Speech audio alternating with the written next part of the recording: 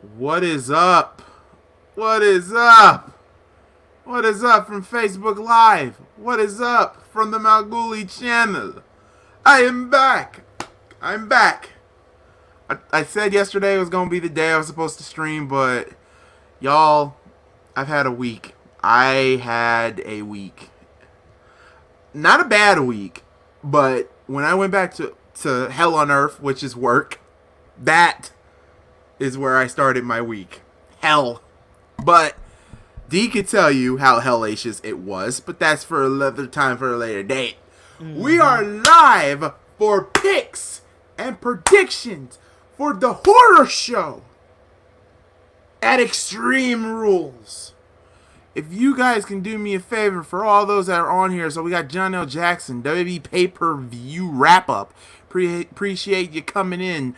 Mallow 213. Cherry! Mallow 213, what's going on, my guy? Cherry! Carnage, what is up? I missed you all. Hi, God Mom. What up? By the way, this Carnage pick is from Spider-Man Shattered Dimensions. Yeah, I kind of figured.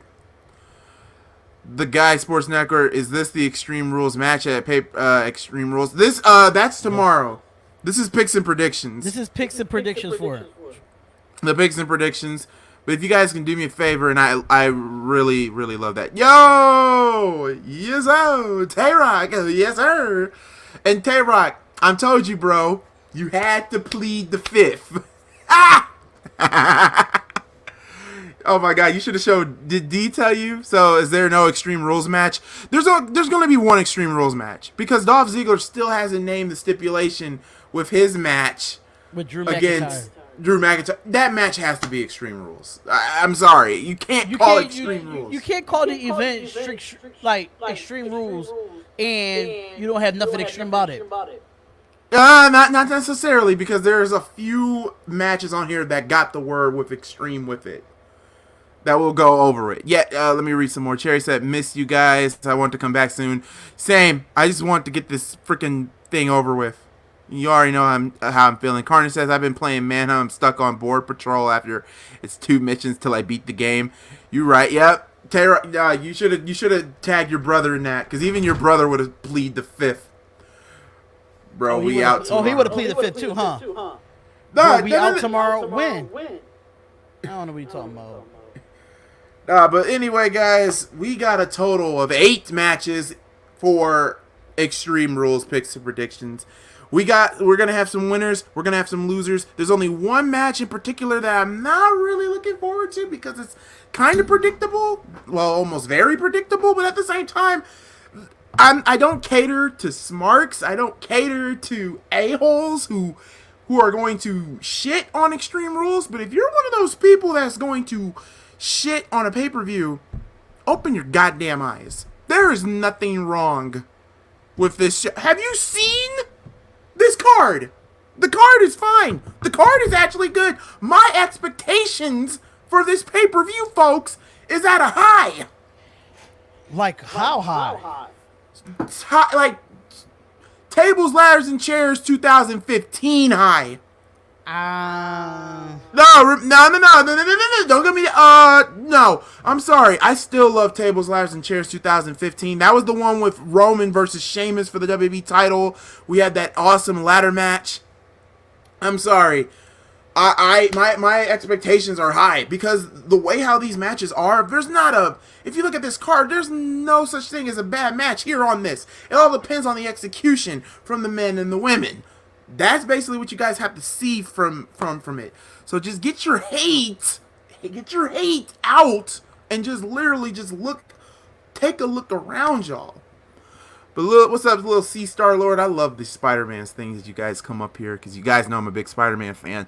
Hit that like button. If you're new here, hit the subscribe button. If you're on Facebook, my description to my channel is on the link below. I am, of course, of MalcGoolie, joined by the brother known as Darion.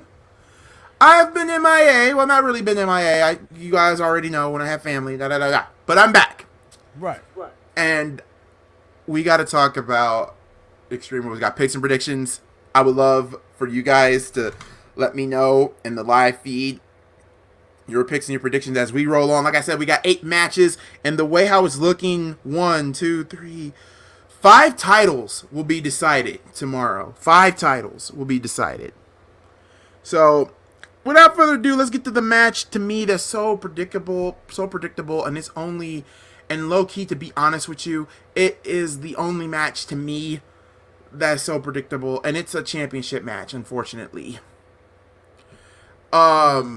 Bayley, and that's sad to say that, because I like Bayley, but her match with Nikki Cross is way too predictable. It really is. The SmackDown Women's title match is on the line as Bayley defends the SmackDown title against Nikki Cross. I have this funny feeling, I did watch SmackDown a little bit, I have this funny feeling that Alexa Bliss will go heel and break off Cross and Bliss. Personally, I like Bliss as a heel. I don't like her as a babyface. I'm going to go with Bayley. I don't see Nikki Cross beating Bayley. I can't see it. I don't see it. I'm sorry, but I have to disagree with you. Can't see it. Because, I feel like it's Nikki Cross time. And I say that because I feel like with Nikki Cross time is that she's tired of being behind someone, in my personal opinion. She's tired of being behind someone, and she's probably tired of being behind Alexa Bliss. So I can see Nikki Cross beating Bayley because Bayley had the championship at least too long, to a point where it's time for her to give it up. And she really doesn't have any competition on that SmackDown side. So what I can say is that if Nikki Cross win it, and then there's your story between Alexa Bliss and Nikki Cross for a title match in the future. I think that's the only way to go because Bayley and Sasha Banks is talking about they want to do a tag team title match with Lita and Trish. That's telling you that Bayley's about to lose the belt. That is telling you that right then and there. So I'm taking Nikki Cross here in an upset. Nikki Cross in an upset. Damian Estrada, Nikki Cross. That guy, Sports Network. I don't have the TNA Network, and I don't have the money to pay for Slammiversary. So I won't be watching Slammiversary. The only thing I'm going to be doing is watching probably via after the show. Via Wikipedia. So I don't know. I just hope and pray that the way how Slammiversary's going, I really hope and pray that I think Ace Austin is going to win the world title. That's just me. But what is up, Key in the building? I see Cross win, Mount, because she's with Alexa Bliss and Vince likes Bliss, but does he like Cross? He likes Bliss, but does he like Cross? That's the thing. Right. I heard a rumor that Randy Orton will face Charlotte at SummerSlam.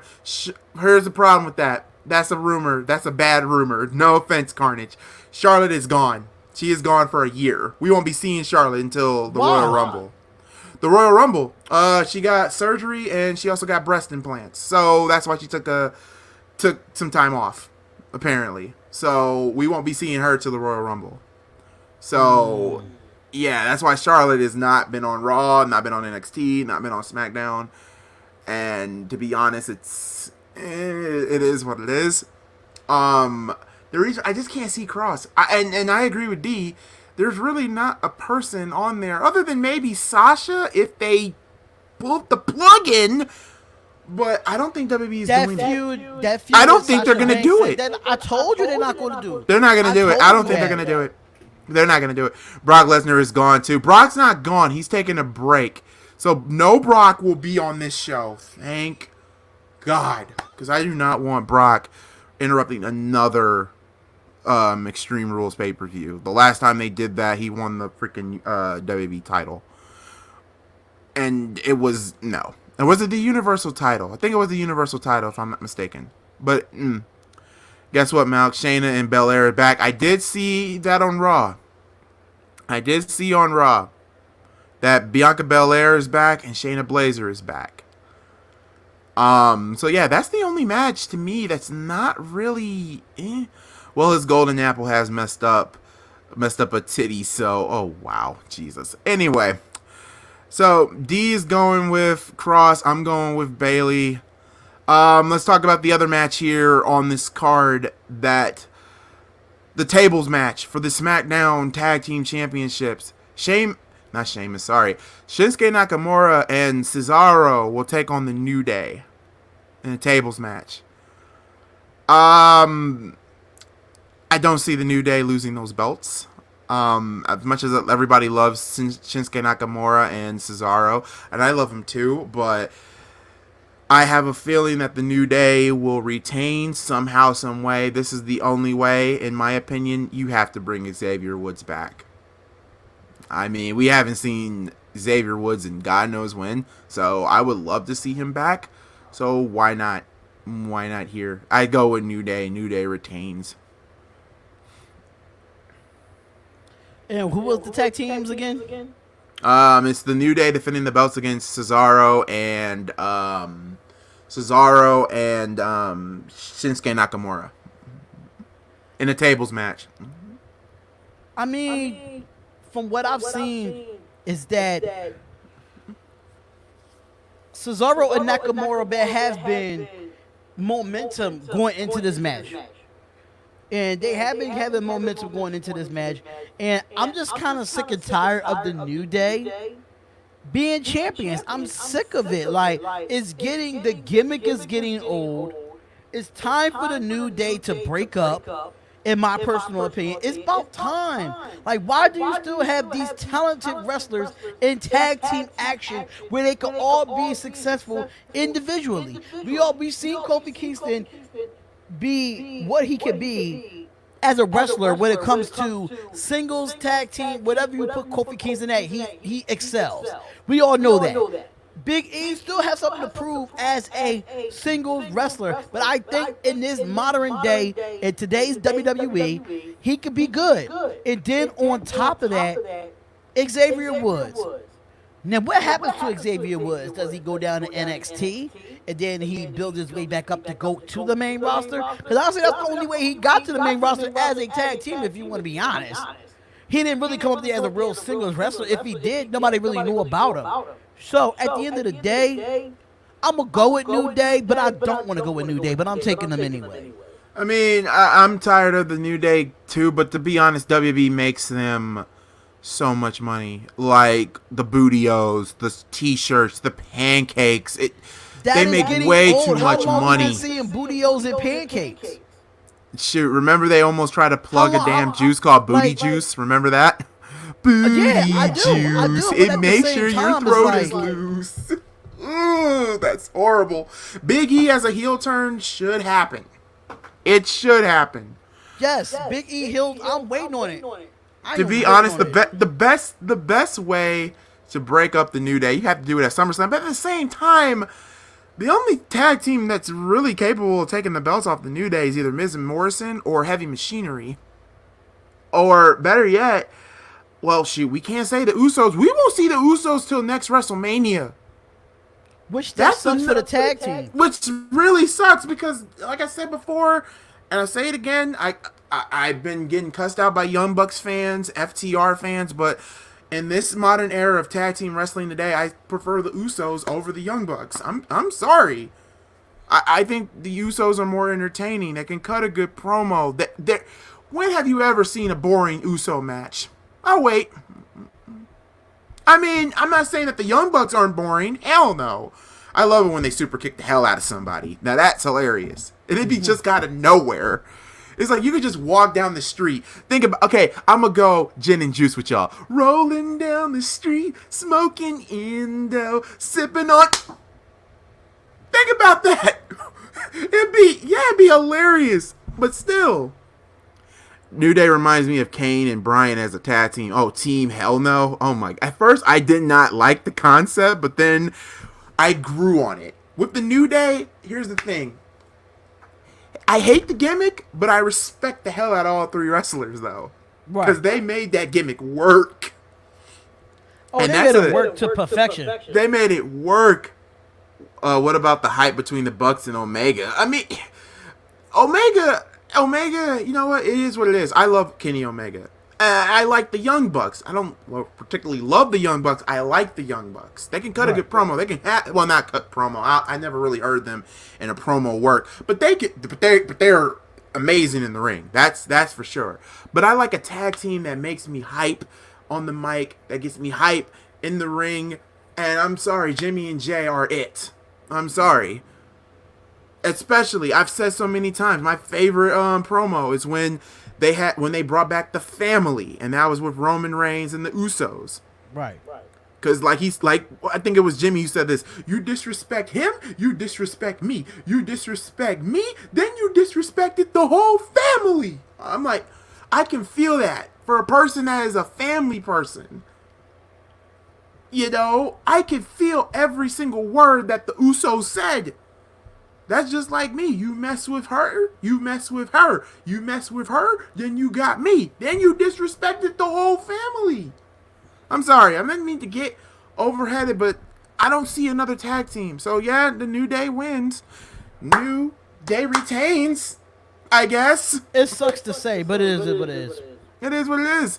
Next match. Tyler, I'll get to that one in a minute because I had to really, really think about that one match. Next match. Personally, to me, that MVP versus Apollo Crews for the United States Championship. I've not heard. Now, thank God we're talking about this because, guys, we all know how MalcGoolie feels about the new United States title. D was so MIA, we could not get a single thing from D at all. Hey, question. Sorry to change the subject, but what's y'all thoughts on the beef between Carl and Luke with AEW? I did not know they had any beef with AEW. It's kind of surprising that they signed with TNA then AEW to me, which is hilarious. What if you bring the Undisputed Era up? That is a possibility. The Undisputed Era on SmackDown is a very big possibility. I would love to see Undisputed Era just because it brings something fresh. It brings fresh something to the SmackDown division. to SmackDown, you know? But anyway, what was I saying? What was the match we were talking about? Apollo Crews and MVP. Oh yeah, Apollo Crews and MVP. D, I really want your opinion. What was your thoughts on that United States title? I don't care for the United States title. I mean the new one. The new one that they brought in. I don't care for the old one. I think it's an irrelevant belt, in my personal opinion.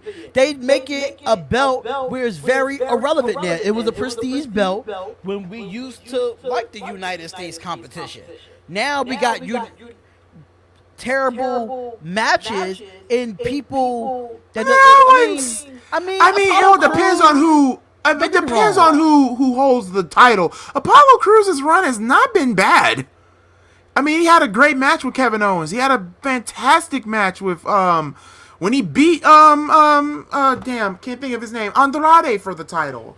I mean, Apollo's not bad. Outside of that, and John Cena, who really had a title run within that time span, who had a good title run that made me want to. John Cena brought some credibility. Outside of John Cena and Apollo Crews, within that time span, who was a better United States champion? Please tell me. Didn't The Miz hold the United States title for a minute? But we all know The Miz is an intercontinental champion type of guy. We all know that. He holds more weight with the intercontinental than he does with the United States. I'm trying to think. I mean, AJ Styles. Kevin Owens. Styles, Kevin Owens. Well, AJ Styles. Jericho. No, we're not talking about Jericho. We're just talking about in recent. Oh, in recent? In recent. I mean, AJ Styles was good. AJ was good. AJ Styles was good, but AJ Styles wants to be back on the top of the totem pole. He really didn't give two shits about the American title. I mean, United American States title. I'm not supposed to call it an American title. That's what the hell it looks like, an American damn title. God, the American title. I'm just America. saying. But we're not talking about. Y'all talking about in the past. We're talking about in the last year or two. 2 years. 2 years. In the last 2 to 3 years, who held that United States title that was very impressive? Probably Kevin Owens and AJ Styles. But other than that, I mean, didn't Jeff? Oh yeah, Jeff Hardy. Jeff Hardy. In a 2 year span. Hardy. That's not good. Jeff Hardy. Jeff Hardy had a good reign. No. Jeff Hardy did have a good reign. No. When he won the belt, it was a good thing because he never won the U.S. title. I did not know that. But anyway, I was not talking about the belt itself. I was just talking about the design of the new belt. I don't did care. not like I don't it. care for the design. I just don't care for it. I've always been a fan of the United States title belt because it's always, it's like with WCW. It was like tradition. It was a traditional belt. And to be honest, though, now with the Intercontinental title getting credibility, thank you, Miz, even though I freaking hate you, but thank you, Miz. And thank you, AJ Styles. Thank you, Kevin Owens. Thank you, Jericho, for making the IC title, back to being but the United States title, having a younger guy win the belt like Kalisto or Apollo Crews or a Rusev, is impressive in its feat other than itself. With Apollo Crews holding this belt, I don't want him to lose that belt. To be honest, I think he's gonna lose it next in SummerSlam, because I do see him beating MVP, and here's why. I mean, MVP has been. I liked MVP so far. I'm not gonna lie. MVP has Apollo been Crews here. killing it. Apollo Crews is winning, but I have a feeling that this will not end the feud. It will not end the feud because I think Apollo Crews' next opponent will be Bobby Lashley. That is who I think. That will be a test for Apollo. That will be a test. Is with Bobby Lashley. Yeah, I'm taking Apollo Crews here. Because they're both similar. And to be honest, I really want to see an Apollo Crews versus Bobby Lashley match. I actually think that would be a damn good match. But yeah, I think Apollo across the boards. Chat Apollo across the board. Yeah, Apollo Crews. Absolutely. Apollo Crews. If MVP wins, I'll be shocked. I'll be like, well, damn. Well, damn. But I'm sorry, I still hate that United States title belt. There was nothing wrong with the one that they had. It's like this has been like not a current thing in wrestling. Well, actually, not a current thing in WWE, but more like a current thing in wrestling. It's when they change the championship belt. This is how I feel. If it ain't broke, don't fix it. There was nothing wrong with the old United States title. To be honest, like I said, and I think I shared it on the Spotlight page, and I think I've shared it on so many other pages, and everybody loved multiple Intercontinental title designs that I thought they should have went with. But no, let's break something that wasn't even broken to begin with. It's the WWE, bro. It's not even just WWE. Look at friggin' AEW. That TNT belt looks like the Raw Tag Team title. Listen. Just with TNT on there. I don't have no problem with them. I don't have no problem with that. I like the TNT title. I do. I mean, the FTW belt, I love the fact that I don't know how much money they pay WWE. I just don't care for the United States Championship. I just think it's an irrelevant belt. You just need to have somebody with the right, it. You need to have a person with it to do it. You need a personality to have it. Like I said, you need to have it. Like it. Naomi deserves better. Oh my God. I don't want to talk about. Oh my God.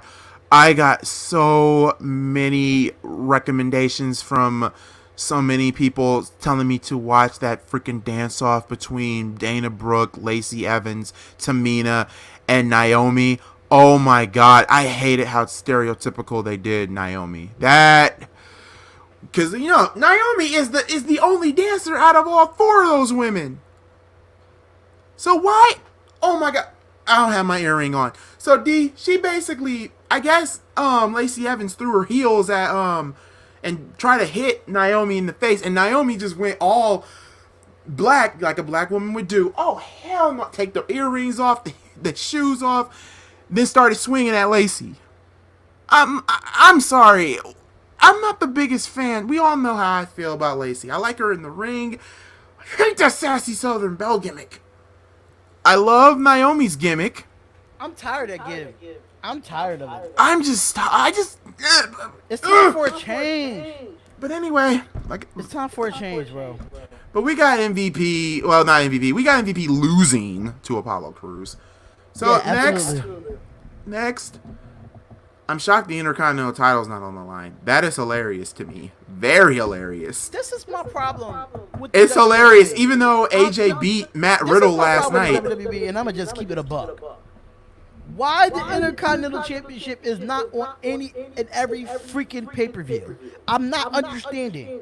It's the second best, well, technically the third best belt outside of the SmackDown title and the Raw title. But if you want to put those two titles together, the Intercontinental title is the second best belt in business. Yes, it There's is. no way you leave an Intercontinental Championship It's the secondary title. off a pay-per-view.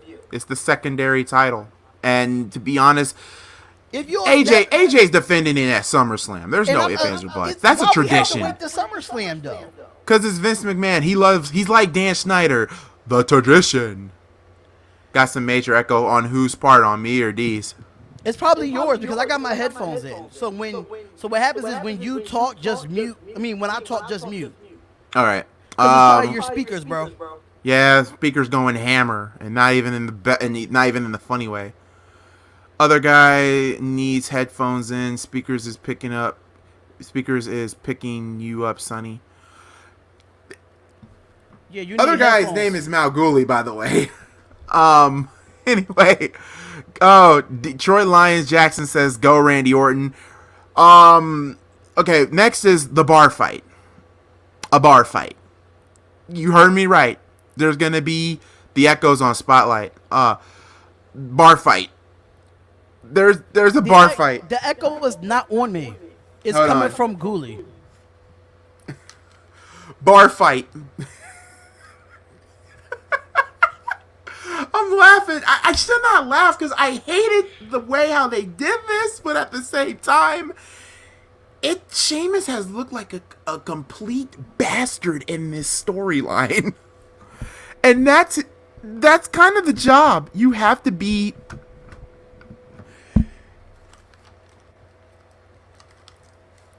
Okay, you have to be a bastard in this type of environment.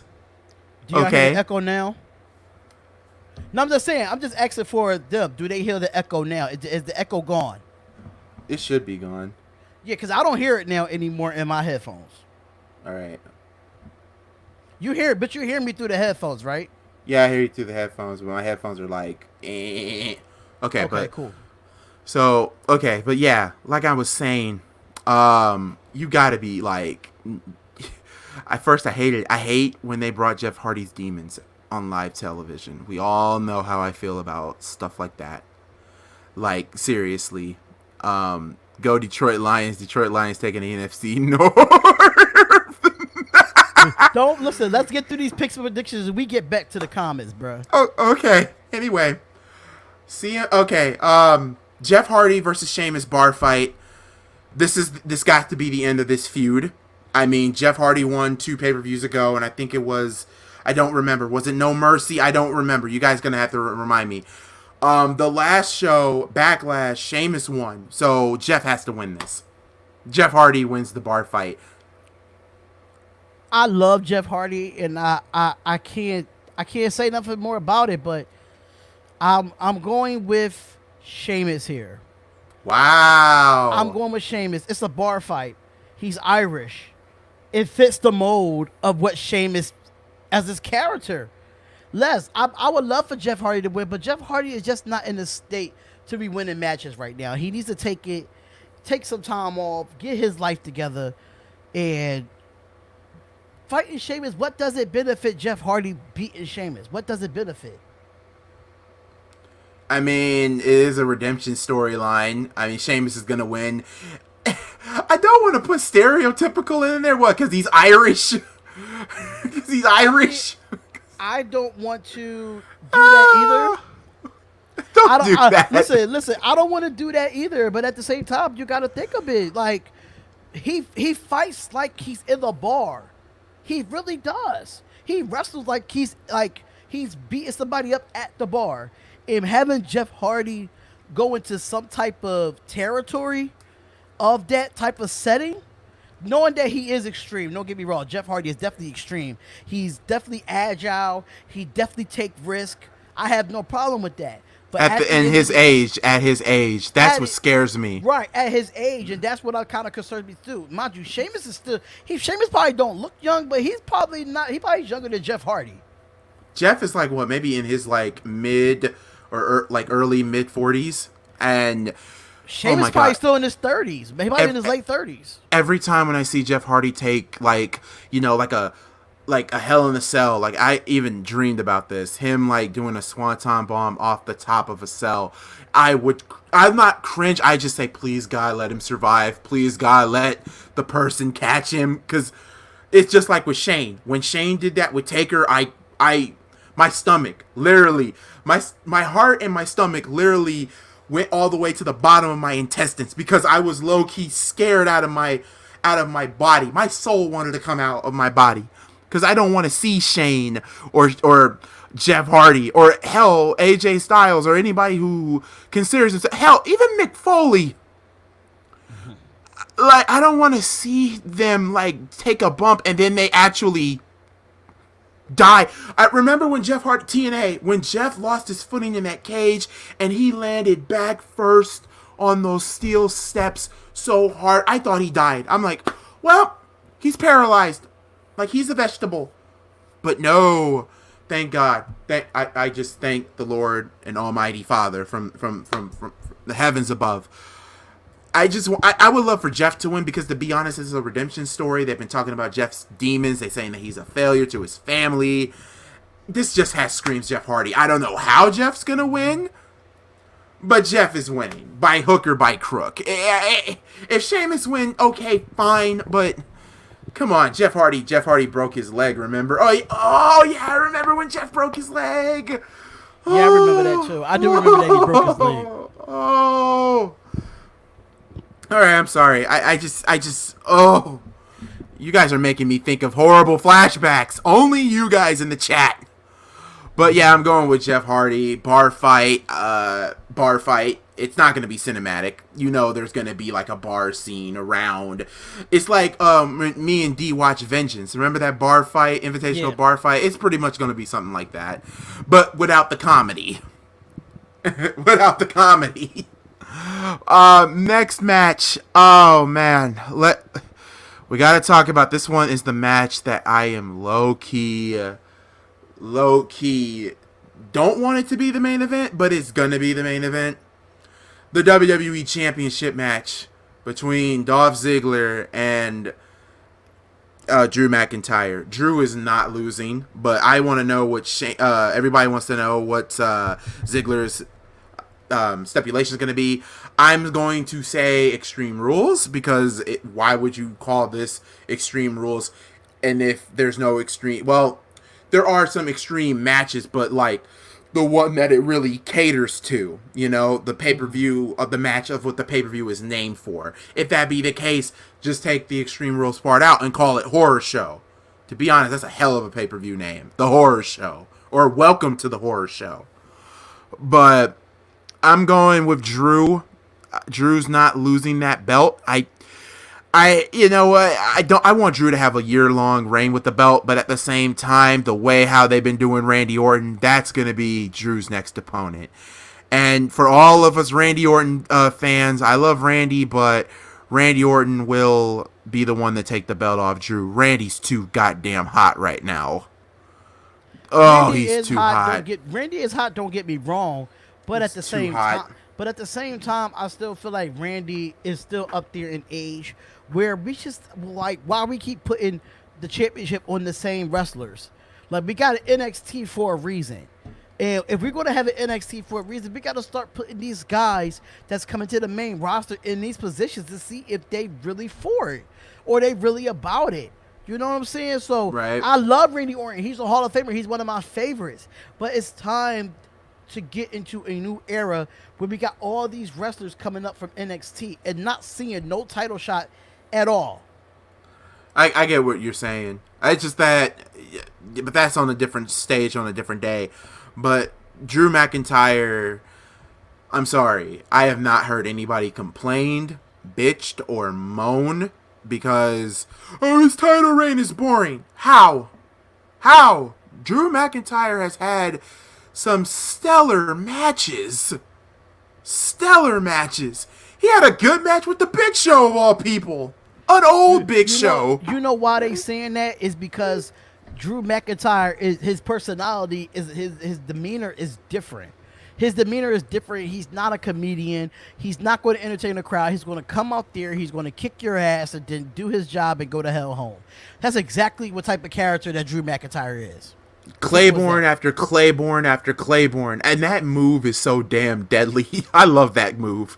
Yeah, it's a deadly behind finisher. I can't lie about that. Like, and Dolph Ziggler is going to oversell his ass off for that Claiborne, because Drew. Say what you will about Dolph Ziggler. Say what you will about Dolph. People say Dolph is boring. Some people say Dolph is Dolph is this, Dolph is that. I'm sorry, Dolph. When is Dolph ever boring? Dolph can cut a good promo. He can wrestle in the ring. Not just a good promo, but he's a good entertainer in the ring. The guy can wrestle. He puts on great matches. And he can oversell like a... When he be overselling, I'll be like... Yeah, but his overselling looks so real. Like, it looks so real to a point like, holy shit. Like, what just happened? Like, you know? I'm going to say TLC. Now, if it's a tables, ladders, and chairs match, all will be forgiven, because I am a big mark for TLC matches. It's Claymore, not Claiborne. I'm sorry. I always call it the Claiborne kick. I don't know why. Didn't they call that in TNA, the Claiborne? Yeah, or something like that? I think they called that in TNA, if I'm not mistaken. Like the Claiborne? I'm sorry. I see MVP winning the U.S. title. I can't see. No, I can't see it. Iron Man match. That's possible. But, I don't know. But to be honest, Drew is walking out with that belt. Are you kidding? I low-key thought that was Claiborne. What is up, senseless trolling? What is up? What's going on, man? First blood match. Oh, Damien, you wish. Not in today's WWE. Not in this era. Not in this era. It would be great, but not in this era. Right. But anyway, but yeah, Michael. Nah, I'm not. I've heard Claiborne. So it's Claymore. I'm glad someone educate me with that. Check out my podcast, Top Rope. Just tag me in it. Or D will tag me in it. Yeah, just message us on here on the Spotlight Football Talk, because I've been trying to change the name of the Facebook, but Facebook is not letting me change the name because we are the Spotlight Sports Network. So just message me on Spotlight Football Talk, and I'll send it over to MalcGoolie so we can have a feature and have you come on to the show as well. Yes. But yeah, Drew's winning. Drew's winning. Let's just keep it a buck. I would love to see Ziggler to win, but I think McIntyre needs McIntyre needs more time with the belt. Yes, and I'm sorry, McIntyre's too good right now. Yeah. He's like Packer Renee. He's just too good right now. Anyway, next is okay, we got to talk about this one. Now, this is the match. D's already going to pick who I already know he's going to pick, but I had to low-key really think about this match. The Raw Women's title match. Sasha Banks versus Asuka. I'm not going to lie. I've loved this build. I've loved what they have done with this build. And here's the thing. This is what I'm saying. If I pick Sasha, I'm sorry. Hold up. Before we get into that, this is a good stipulation that we might see, according to what Michael said. The stipulation will be McIntyre can't. Now that would be interesting. I would love that. I would love that stipulation. I would love that stipulation. Then he was gonna have to win. But what was that? Oh my God! What was the Future Shock? That's the only move that he'll have to use is the Future Shock. But anyway, I haven't been watching WWE, so I wouldn't know. If they really want to make Randy Orton the Legend Killer, they should have make it like in 2007 when he beat up his opponent after the match. Sasha Banks win the title. Here's where I had to think, because it was hard, because I love Asuka and I love Sasha. If Sasha wins, I don't know about y'all, but does anybody remember 2001 with Triple H and Austin, the two-man power trip? Why can't you not have a two-woman power trip? Why the hell not? Sasha won't hold the belt long, but it'd be something. It would be something that WWE has ever done. When have you ever... That'd be a first in history for anybody, for a woman, to not only hold the SmackDown Women's title and the one half of the tag team titles, but you also got the other half of the tag team titles and the Raw Women's title. That would be great. That would be good. It will look great on Sasha and Bayley. It would be really great for them. Like, they're stocking that four horsewomen category will go up. Remember, we don't have Becky and we don't have Charlotte. But then, if I pick Asuka to win, I mean, Asuka is too hot right now. She's been on a roll. She's been great. I love everything about Asuka, even though I hate the Looney Tune character a little bit of her just talking in Japanese and on commentary, because that is ear crunching. D loves that, but I'm sorry. I think it's entertaining. Asuka is a badass, and when I think of badass, I don't think of somebody that wears the mask and then go speaking Japanese and then just start going crazy out of nowhere. This is why, and then also, if Asuka wins, then we could get Asuka versus Shayna Baszler, and that's a lot of people been wanting to see that too. But I don't know. I don't know who to pick. You know what? Whoever wins this match, I'm gonna be happy with it. I'm gonna go with Asuka. I'm not picking Sasha. That's what I'm talking about. I would love to see a 2-woman power trip. Don't get me wrong. I would love to see a 2-woman power trip. I would love to see it. And this is why Sasha will lose the belt. She'll lose it the next night. Pretty much. Pretty much, and that will set up the feud between Bayley and Sasha. Now that is what, and that would be great. But Michael say he has a spoiler for the Bray Wyatt match. Ooh. Please don't spoil. We don't do spoilers on the show. But I'm going with Asuka as well, because Sasha is not a good women's champion. She's not. Even though when she wins it, she gives good matches, and then she loses it after her first time winning it. There's no point in Sasha being champion right now. Let her stay. I think they did a tag team champions too, right? Yeah, they're both the tag team champions, and Bayley's SmackDown. That's what I'm saying. So Bayley will lose to Nikki Cross, and Sasha will lose to Asuka. So we'll actually see if we get that, if they will accept that call out between Lita and Trish teaming up against Sasha and Bayley for the women's tag team titles. Now that would be interesting. That would be really interesting. But it would also be weird because there's no crowd for it. But it would still be an interesting match. We would love the collaboration there, Michael. We would really love it on the MalcGoolie and the Spotlight Sports Talk Network. But yeah, I have to go with Asuka. I want to go with Sasha. I really want to see a 2-women power trip. That would be huge in history. That would be good for the women's division. But like I said, I'm gonna go with Asuka. Asuka versus Sane, that could happen too. But I'm gonna go with Asuka. Now we're down to 2 matches, and these are the 2 matches I am really looking forward to. I gotta tell you right now, we gotta talk about the eye for an eye match. When I told D the stipulation of this match, he didn't believe it. Key in the building had to think about it. Jake from the Snake Sports Talk, he had to think about it. EJ had to think about it.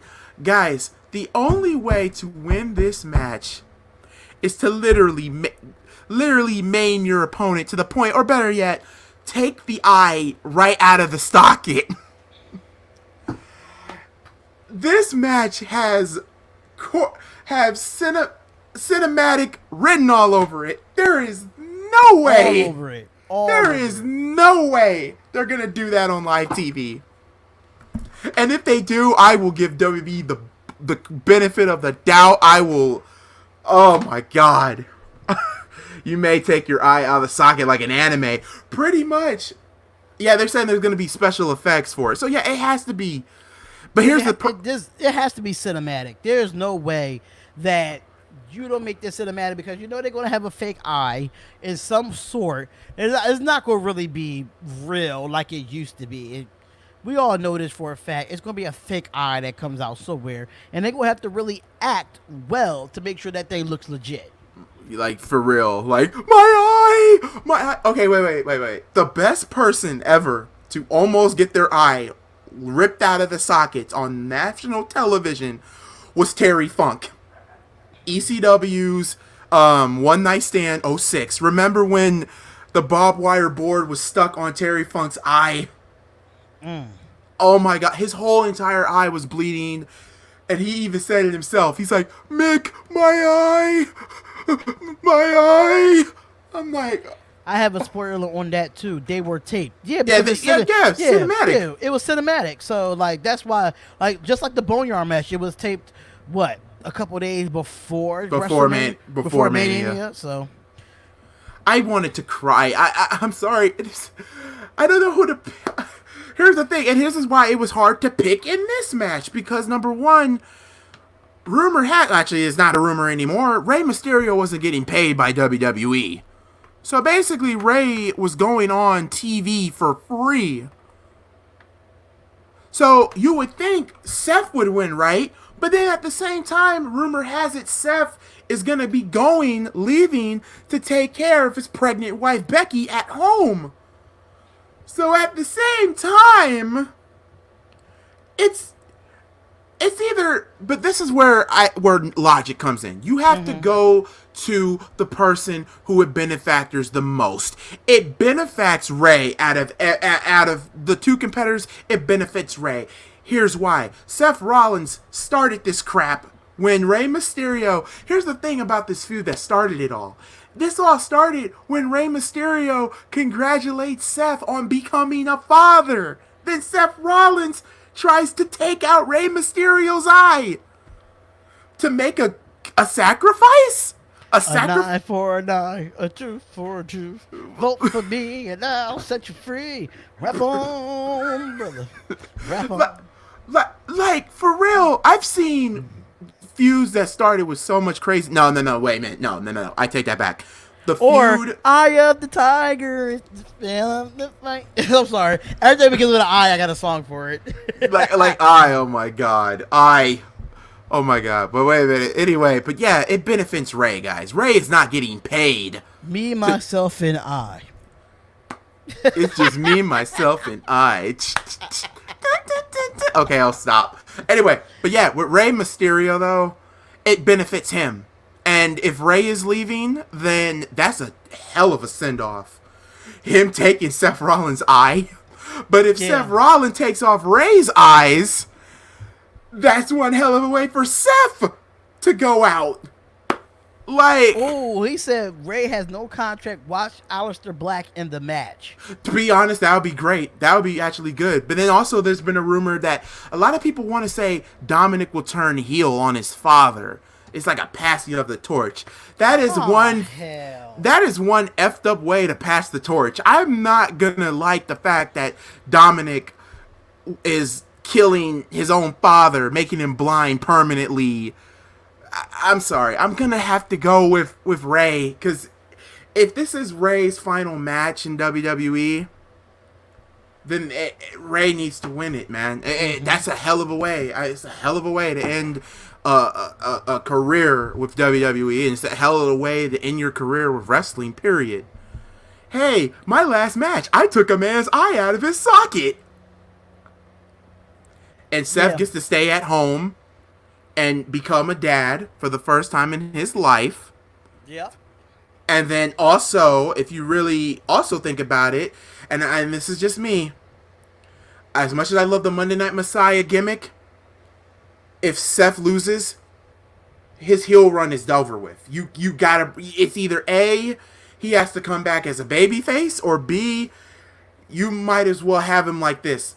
You might have him as a pirate, because it's nothing. Or what you could do is that, even though make him a babyface, make the fans miss him. Pretty much. Make the fans miss him. So technically, he's going to come back as a babyface, but make the fans miss him. Sit out until Becky Lynch has the baby. That'd be 2 years, because you know Becky's not going to take a whole... Like she pops out the baby and then bam, she's back on Raw. Hell no, that's not gonna happen. It's not gonna happen on Raw. But I say a year. I say he comes back in like 6 months to a year, and then Becky still take more time off to make sure she gets worked out and get herself back into wrestling shape. But as far as Seth Rollins goes, he'll be fine. Yeah, so like it doesn't hurt any men. That's the funny thing about this match. How about Ray wins, but Seth loses it and gets written off? That's the only way for it to happen. Seth gets written off television. Ray, I don't know what you do with Ray. I mean, you can't just say, "Oh, Ray is done with WWE. He's in counseling because he ripped a man's eye out of his socket." Mother effer. And also, if you really think about it, Seth Rollins has been. Think about it. He cracked the skull of Humberto Carrillo with the steel steps. That curb stomp on the steps. He almost took Dominic's eye out. He almost took Aleister Black out of commission. And I've loved this whole feud since it started, but a winner is a winner, and I'm gonna go with Ray. Just to let you know, Michael, I end up following you on Spotify for Top Rope Report. I follow you on Spotify now. So yeah, Rey Mysterio. I don't know who D going for. You gotta go. Are you going with Ray or are you going with Seth? Like I don't know. I really don't care for the Monday Night Messiah, so I'm going Rey Mysterio. Rey Mysterio has to win this match, knowing that Seth Rollins had the momentum during this whole feud to begin with. But people keep saying, like you said, people keep saying that his son is going to turn on Ray. I think if he does try to turn on Ray, I think it still won't be enough for Ray to lose this match. Ray's going to go out with pride. He's going to go out on top. And he's going to go out and win and probably sign with AEW in the next couple of weeks. That's just how I see it. I got Rey Mysterio winning this match. Yeah, Ray. I go with Ray. Ray's winning. So that means this is the match that should be the main event, in my opinion, because it's called the Horror Show. And this is the feud that also I have been loving. I love it. And it had brought back. And I'm so glad I got the shirt.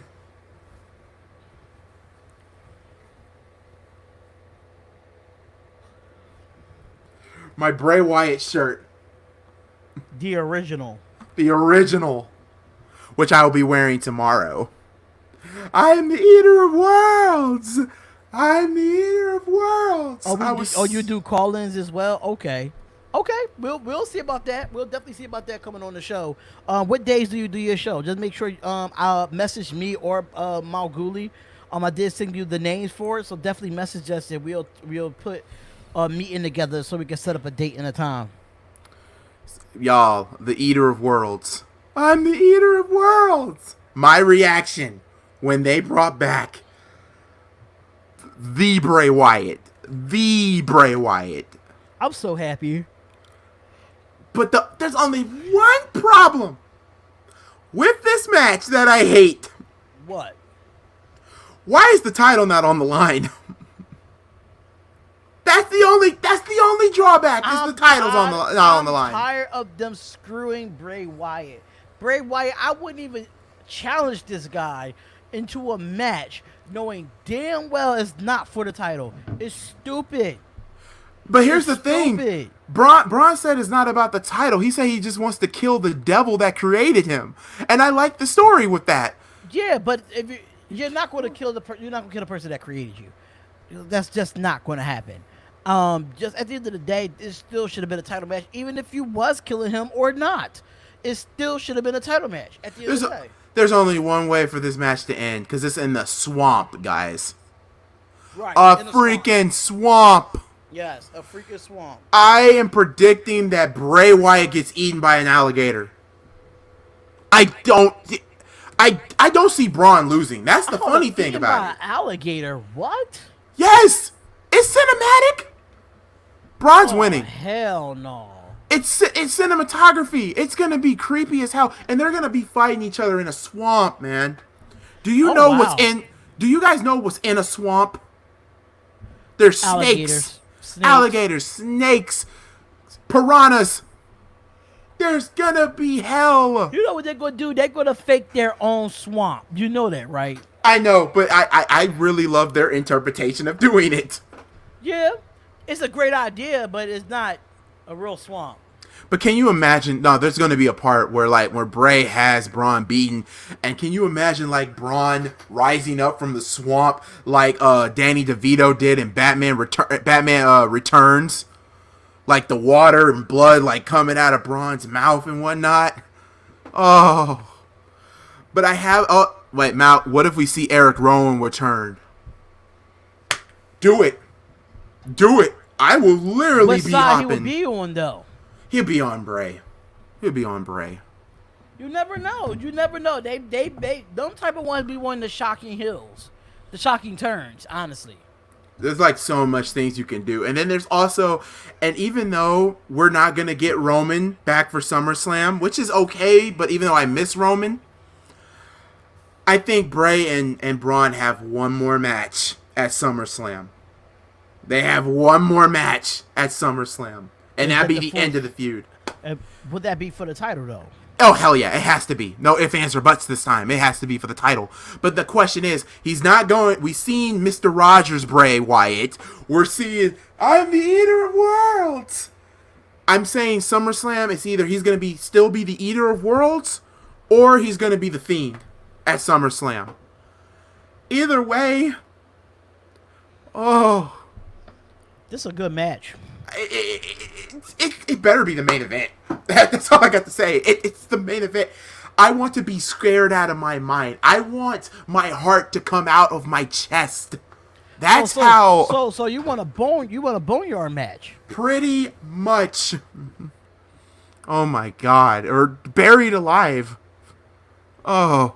I've been buried alive matches. To be honest, I'm not gonna lie. That's one of those things that would scare the hell out of me. Just being buried alive. Just think about that. No shortage of breath. Nothing. That's hell. That is hell. No if oxygen. Lose, I hope people don't complain. Oh yeah, people better not complain. People better not complain about this pay-per-view at all, because this is actually a damn good card that we got. It's a good card, but the question is, will it live up to be a good card? To the hype. True. That's the thing. The execution. Right. Because, we did a lot of picks and predictions when the card was great and the pay-per-view was not that great. Right, I got one. I don't know whose channel was it on. I think it was on D's, and I don't know if he deleted it, and I hope he didn't. When Bray Wyatt took on Seth Rollins in the Hell in a Cell.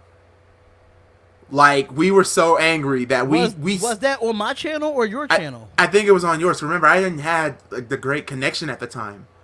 And remember, we skipped over Sunday Night Football to watch that show. And I think it was on your channel. And the match ended. The match ended poorly. I think it's on your channel. I don't remember doing that on my channel. Oh my God! No, remember, because we both were on OBS and Skype. It was on your channel. What pay-per-view was that? Hell in a Cell last year. I'll go look at it and see if I have it, because I haven't deleted any videos. So okay, I should have it. That was the video that Sir Cardinal went off, Greg Morgan went off, you and I went off. Oh, shit. Because remember, the Hell in a Cell match ended with a disqualification, or better yet, a no stoppage, a no contest. Elijah, you said belt and Bray wins. He's not gonna get the belt because the title's not on the damn line. The title's not on the line. That's the only problem with the match. But I'm not gonna shit on what we're getting because it's a swamp. It's a swamp. Did you guys see how hyped I was when I saw the horror? Not the horror show. What was the Funhouse match? Right. And remember, I still have to take D to a Funhouse. I have to get him in. I have to D. Oh God! If we were to switch bodies or whatever, it's like, how can you picture insanity with insanity? That's the thing. Like two different mindsets. An insane mind inside an insane environment. Right. It's like I agree, Michael. I think Bray Wyatt is going to win this match just because the title's not on the line. If Bray wins, then we have to get one more match. There got to be one more match. It has to be either the Eater of Worlds versus Braun Strowman, or we're getting the Fiend versus Braun Strowman at SummerSlam. I don't want the Fiend anymore. If you're not getting like that Devil Fiend and not that Recess, we're not getting Mr. Rogers. I'm talking about the mask theme, demon theme. Okay, if we get the demon fiend, then yes, I'm all for it. But I don't want the Fire Fun Fly House and blah blah blah. I don't want that. It's a beautiful day in the neighborhood. The beautiful day in the neighborhood. Would you be mine? Would you be mine? Won't you be my neighbor? Oh, he said Orton versus Drew at SummerSlam. That's the match we're getting at SummerSlam because Edge is not. Yeah, and I'm sorry, and if that happens, I'm going with Orton. I hate to say that because Orton's too hot and Drew's too hot. There's only one way for you to take the belt off Drew, but you gotta make it look like, damn. And Randy has to cheat to beat Drew. That's the only way for that to happen. Yeah, he's gonna have to cheat. No ifs, ands, or buts about it. Oh man. So I'm taking Bray Wyatt, knowing that the title is not on the line. I'm taking Bray in this match. Yeah, Bray. I think Bray is gonna mind fuck the shit out of Braun Strowman. And then Braun Strowman had to go down to that insane level that we haven't seen since he debuted. Think about that. Think about that for 1 minute. He even laughed. We even got like a different Braun Strowman. We got a different Braun Strowman. He said this. He was going to hell to kill the thing that created him. Right. This, you know what this reminds me of? Because I'm a classic horror movie guy. Has anybody seen the original Frankenstein? Remember, the doctor got killed by his own, almost got killed by his own creation. Like, it's one of those type of fields. It's that field. Oh, I can't wait. I can't wait for this match, man. Imagine if we get Husky Harris. That would be hilarious. Ooh, what if Bray Wyatt had the type of Lake of Reincarnation? Oh my god. Now, oh my god, what if the Motor City Machine Guns return? They'll have to return to Ring of Honor. And I don't even think Ring of Honor is coming back right now. I'm kind of shocked. And also, for all of you guys that also been asking too, how do I feel about Evil or whatever versus the or what was it, Evil winning the title and whatnot? The Bullet Club isn't going anywhere. But to be honest, the Bullet Club got more interesting. At first, I didn't like it at first because 2 reasons. Number one, when Cody, the Young Bucks, Kenny Omega, and them left, I mean, yeah. Oh, you mean for tonight? It's possible. Slammiversary is tonight. I'm thinking it's on right now, but I don't have it or whatever. TNA is banking on some of their TNA originals to come into this show, and that's a good thing. There's only one thing I want to happen in that show, since we're on that subject now. I want Tommy Dreamer to beat Moose for the TNA World Title. I love Tommy Dreamer, and what Tommy said about Moose was like the honest to God truth. And I'm sorry, I'm not the biggest fans of outsiders coming into the wrestling business like that. That's just me. But yeah. But I mean, TNA is TNA. Right now, we're talking about the horror show. We're talking about the horror show. So I wonder why they called it the horror show. I really want to wonder why they called it that. Well, let's see, D. We have an eye versus eye match. We're about to see somebody's eye get out of the socket. That's horror enough as it is. And we're also seeing a swamp match. That's horror. Yeah. Also, a table match. Even though they're not really horrifying, but the bumps that they take is kind of horrific. You see what I did there? Also, we got a bar fight. And there's always some horrific things going on in a bar. If you've been to, if anybody in this chat been to one, right? If you've been in bar fights, those can be horrific and brutal. Now, what I gotta say about this event, like you calling it a horror show, you calling it Extreme Rules. They better go freaking overboard with this paper. Walls. They better go balls to the wall because if I come on this stream tomorrow on Extreme Rules and I get a C average pay-per-view, I'm cussing WWE the hell out. I'm cussing them out. And the funny thing is, I think I'm gonna go worse than what I did ever before. Wow, so WWE, you have been forewarned. LOL. You have been warned that I will be shooting my shot and making sure I hit my shot to the WWE. Like, the horror. But here's the thing, though. If you wanted to call it the horror show, I'm down for it. But if you really think about the horror show... Hey, Alyssa, what's going on? wouldn't that be one of those things where you have to like low key go to um replace that with Hell in a Cell? Isn't the Hell in a Cell more of a horror show? Yeah, but you really don't even see a lot of. See, this is my problem with WWE when they do their pay-per-views. My problem is that you call it something and you don't deliver on what it's called. Like if you call it Hell in a Cell, every match should be Hell in a Cell. Every match. I don't care if it's a bra and panties match. Put it in a Hell in a Cell. That's just how I see it. Now for Extreme Rules, every match should be extreme at some point.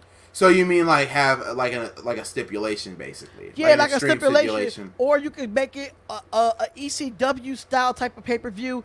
Just make sure you use or have it like one match tables, ladders, and chairs. Like do a ladder match or something. Like what? And the way how this pay-per-view has been set, there's only like 5 matches. 5 that have like some, stipulation going on to it. So 5 out of 8. 5 out of 8. That's not too bad, but I think that's not bad. The other 3 should have been extreme too. The matches that are not really extreme are the United States title match, and the both women's matches. Just imagine if Apollo Crews, the MVP, was in an Extreme Rules match. I think I'll be looking more highly anticipated for that match if it was extreme. To be honest, though, that match doesn't scream out Extreme Rules to me. That match actually screams out lumberjack match to me.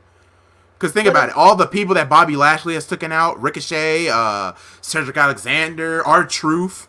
I mean, why would they not want to get payback on MVP and Bobby Lashley? But in a stipulation like that, a lumberjack match is kind of extreme at some point. Why not do it?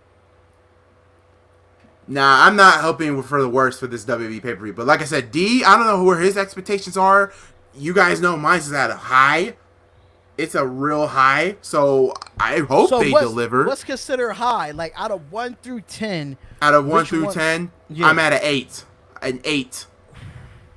That's really high. Because the booking has been great for all these matches. Even the match that I don't really give a damn about. The SmackDown Women's title. But the problem with that one title's irrelevant. But it's not even... I'm not saying it's irrelevant. It's just the problem that it's too predictable. Like, it's like, it's like, okay, especially what I saw on SmackDown. It looks like Bliss is going to turn her back on Cross. And that would be like, oh, well, damn. Like, what a shocking turn of events. Hey, nothing's wrong with bra and panties matches. And Hannah said, Hot Lana says it's hot. Do it, Vince. People love it, and you will get way more network subscribers. So yeah, guys, my expectations for this pay-per-view is at an 8. The last time most of my expectations are always in the middle. Like I have no highs, I have no lows. But this one here is high. Number 1, because I love not extreme rules. I love stipulation gimmick matches. So I am you're talking to a guy who's a big mark for ladder matches. I'm a big table fan match. Hell, we're getting a table match tomorrow. And I love tables. But my thing with WWE is that, yeah, you're going to make it a table match, but make it a real table match. Come on now. Like you can't have just one table in a table match. Like for me, like in my opinion, I think the only way for me, like if I was in WWE or like TNA or something, I would like literally tell them like, look, I want my opponent to win the match. Like, wait a minute, why you want your opponent to win the match? Because I want to be the one to take that spot. I'm gonna go get something to drink. Hold on. Like that spot where you take from multiple tables. And I'm sorry, I'm one of those people who would love to see people go through tables. I love people getting through a ladder, getting hit with a steel chair. Don't get me wrong. I know that, I'm not trying to sound sick or anything, that they are, crap, can't even think. Like, say, oh, you want them to get injured. No, I don't want them to get injured. I just want them to be safe while they're doing it. It's just the fact that I love that type of hardcore lifestyle. I love that type of style. I mean, hell, you're talking to someone who owns every single ECW pay-per-view. from 97 all the way to that company went to bankruptcy in 2001. Yeah. I watch Combat Zone Wrestling, for God's sakes, and you guys know how ultra violent and crazy they be sometimes. Tournament of Death. And I miss Tournament of Death so much. It's freaking virus. But anyway. Yeah, I mean, Extreme Rules. What do you guys think? You know, where's your expectations fall for this? At a scale of 1 to 10, what's your expectations? Because mine is an 8. Because all the matches are all watchable. They're all watchable. While D's getting his water, like, seriously.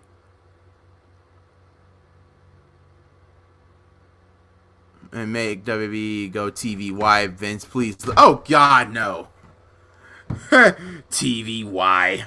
Vince McMahon going to TV-Y. Ha! That's a new one. That's a good one. Make sure it's for toddlers. Jesus Christ. If you want to talk about something that's going for toddlers, can you explain AEW's Puppy Bowl thing? What was that all about? I don't want to see a dog on national television. They're not going to, Damian Estrada, they're not going to put a barbed wire match on WWE. Absolutely not. 2004. That's the last time we saw one. I mean, a barbed wire match? I mean, we've seen barbed wire be displayed on pay-per-view, but, like, when it was, like, an actual stipulation, does anybody remember JBL versus Big Show in that barbed wire cage match? I remember that. I'm sorry, was I the only one who literally jumped for joy when JBL went through the goddamn ring? The ring, he went through the damn ring, and I love the fact how JBL had to crawl from the hole to win the match. Even Michael Cole and Taz was like, what the hell is Chimmel talking about? Like, you hear Michael Cole about to take off his headset, like, what are you talking about? Big Show won the damn thing, but nope, JBL crawls from the damn thing. And even Michael Cole had to think about it. Say, wait a minute. Do you think he crawled? So like, let's see. See? There he is. And even Taz was like, oh my God. Taz had the best reactions every time when something happens. All of WWE should be moved to PBS Kids. Oh God. I would literally stop watching if they were not. Well, I would literally stopped if they went to PBS, the publication for public broadcasting, PBS. Oh my God. Oh wait, here's one like this. Contributions for the MalcGoolie program is provided by, like this, the bankruptcy of Chuck E. Cheese. Like this. Like Aaron Rodgers, ladder down receivers. Funded by, oh my God, and by contributions to viewers like you. Thank you. Oh my God. Man, this new Apple computer is the best. Chapter 11. I can't. Chapter 11. Wait a minute. No, wait a minute. No. Maybe WB needs this. I'm attorney Peter Francis Geraci. Chapter 13. Oh my God. It's bad that I know that whole entire commercial by heart. God. Or better yet, this one. 800-588-2300 Empire. Today. Shoot. Or save big money at Menards. God. Oh my God. Little C Star-Lord. But yeah, guys, seriously, what is your expectations? Mine is an 8. Yeah, I don't know where. Let us know in the comments, like, where do you rate this? Your where do you rate expectations. this expectations for this pay-per-view? Like, it's an 8. D, where's yours? I know it got to be like a 4 or 5. I say a 5. A 5. So you have no ups. You have no ups. You have no lows. You're just like in the middle. You're in the middle. Yeah, I mean, I'm really in the middle. That's how I felt about Backlash. My expectations were high. They were low because of one match. WWE needs to ask Dan Snyder to hook up with his lawyers. Oh my God. Man, screw Dan Snyder and screw the Deadskins. We're not talking about that on here. Deadskins. Anyway, speaking of which, also, since we're on the topic of with more of wrestling though, how do you feel that we're gonna get the Good Brothers tonight on Slammiversary? I didn't know nothing about it. No, like Luke Gallows and Carl Anderson signed with Impact. Oh, they're making their debut. Yes. I don't care for it because I think they are relevant. I don't care. Wow. What about FTR? You're the AEW guy, so I'm gonna say this. I'm an AEW guy. Yeah. Well, I'm gonna say this about AEW though. You have to admit, there's one thing I did like about what we saw. What? What was that? Jon Moxley retained the belt. Absolutely. I'm sorry. I mean, I love Brian Cage, but I'm sorry. Brian Cage's next opponent is clearly Darby Allin, and I'm happy with that. But Darby Allin versus Brian Cage, there's no way in hell.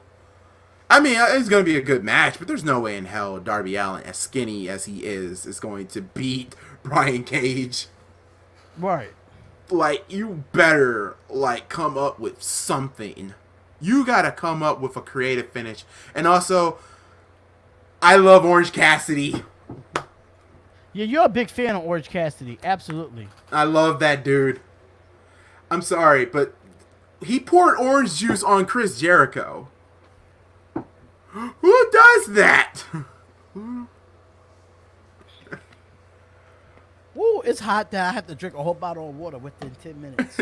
AEW doesn't run sloppy shop tat. Oh.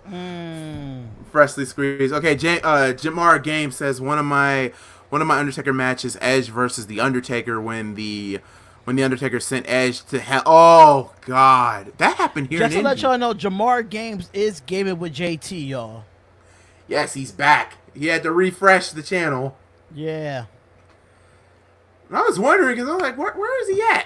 But yeah, my expectations, guys, for this show is an 8 out of 10. I don't know. I just hope it delivers. I hope I can give the damn show, like, what I gave Backlash, like a C plus, a B minus, C plus. Yeah, you gave it like a B minus. You gave it more of a C plus than a B minus. Like, when did we give WrestleMania? We gave WrestleMania a straight up B all around, both nights. Yeah, actually no, the first night we gave night was an A. The first night was a B. First night was an A. The second night was like a B minus for me. Malc, I forgot to tell you, Chris Jericho shouted me out on one of his streams. Awesome! Oh yeah, and by the way, D, since we're on the topic of WWE, why would you dare send me that, man? Don't ever send me something like this. Like, one has to leave forever. It was the one I could not choose. It was between Orton, Edge, Jeff Hardy, and Jericho. Which one? So the title was, which person had to go? One had to go. It was Chris Jericho. It was Randy Orton. It was Jeff Hardy, and it was Randy Orton. Yeah, Randy Orton. Which one would have to go? Put it in the comments right now. I said nobody because I love all four. You have to pick one. That's hard because Jericho, if you do Jericho, then you erase greatness. I mean, if you really want to be technical, the one person probably for me would have been Orton. I think, I would say Jeff Hardy. I can't get rid of Hardy because that man has done way too much. Yeah, but if you want to talk about championships, Jeff Hardy's got to go. What do you mean in championships? He's the Grand Slam. He's a Grand Slam, but he's not a multiple WWE champion more than any up there as far as like Randy Orton or anybody else that's on that damn list. He won the world title twice. Yeah, compared to a Randy Orton and a Chris Jericho, you really think? Like, come on, Ghoulie, come on, bro. The only thing you can get on Jeff is him cutting promos, but him winning championships, that man won the IC title, light heavyweight title. We saying WWE and world title. WWE How many times has he won it? Did he win it at least as much as Randy Orton? No. Let me look it up. I know he won the world title twice or 3 times. Yeah, twice and 3 times compared to Randy Orton. And I know he won the times. And I know he won the WWE title once. And let's be real. So an Armageddon 2008, you didn't scream and jump up for joy when Jeff finally won the big one, beating Edge and Triple H? Which I understand that, but we talk about these 4 and which one has to go. When it comes to those 4, Jeff Hardy is the weakest link. He is. He is. Mind you, Jeff Hardy came in as a tag team. Jericho didn't come in as a tag team. What, in the WWE? Yeah, he didn't come. No, he didn't come in. Yeah, he didn't come in the WWE was tag team. I mean, Randy Orton came under Evolution, but after Evolution. Well, wait a minute. If you're talking about Jeff Hardy, you got to put Edge on there too, right? But even though Edge and Hardy came in at the same time, Edge exceeded his career and overlapped his career from Jeff Hardy. Let's just be honest. Hold on. Let me look at championships. I'm about to look this up. Edge has more championships than Jeff Hardy. Come on now. We know this. Edge. Hold on, folks. Give me a second. Hold on, folks. Siri. Where you at, Siri? Siri. Watch her not answer. Can you look up Jeff Hardy? Here's some information. Okay, Edge is a 4-time WWE champion, an 11-time World Heavyweight champion. Jesus Christ, 14. Wait. No, 12-time WWE World Tag Team champion. So I'm looking up WWE at this point. All right. 5-time Intercontinental champion. I don't remember him winning the IC title 5 times, but 1-time WCW United States champion. WWE Tag Team champions twice, 1 with Rey Mysterio and 1 with Jericho. The World Tag Team title 7-time with his brother Christian, 1 with Hulk Hogan, 2 with Benoit, 1 with Orton, and 1 with Jericho. You hear that resume? King of the Ring 2001 winner, Money in the Bank 2005, Bragging Rights Trophy, Royal Rumble winner in 2010, Gold Rush Tournament 2005, the 4th Team Triple Crown champion, 3rd Grand Slam champion under the current format, 13th overall, Hall of Fame class, and now I'm about to look up Jeff Hardy. Let's see what Jeff Hardy's up to that. According to Wikipedia, Jeffrey Nero Hardy is an American. Sorry about that, guys. Alright, let's look at his championships. Alright, let's look at just WWE, not TNA, right? Okay. Alright.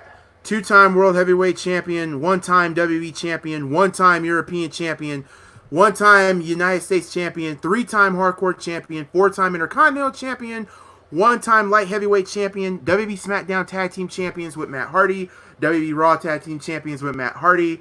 So overall, an 8-time Tag Team Champion with Matt. WCW Tag Team Champion for the first time with Matt. The 18th Triple Crown Champion. 9th Grand Slam. So he beats Edge in the Grand Slam department in 9th. How? What? You got to think about it. You got to count the WWF days. The European title.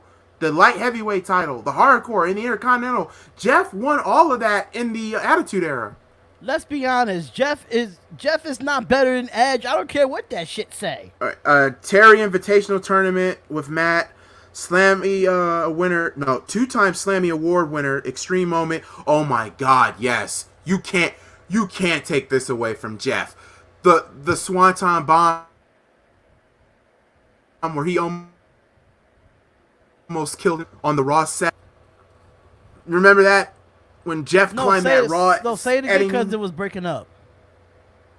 Okay, Extreme Moment of the Year. Giving Randy Orton a Swanton Bomb from the top of the Raw set. That was insane. Also, Extreme Moment of the Year in 2009. Jumping off from the ladder onto CM Punk through the Spanish announce table at SummerSlam. That match was crazy too. Mm-hmm.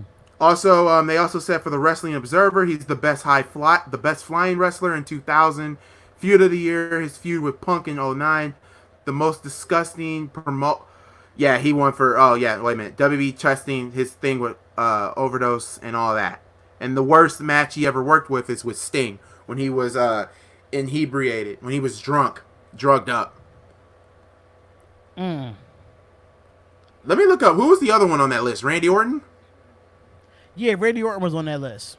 Okay, let's look at Randy Orton's accomplishments in the WWE. Thank God that it's already up here.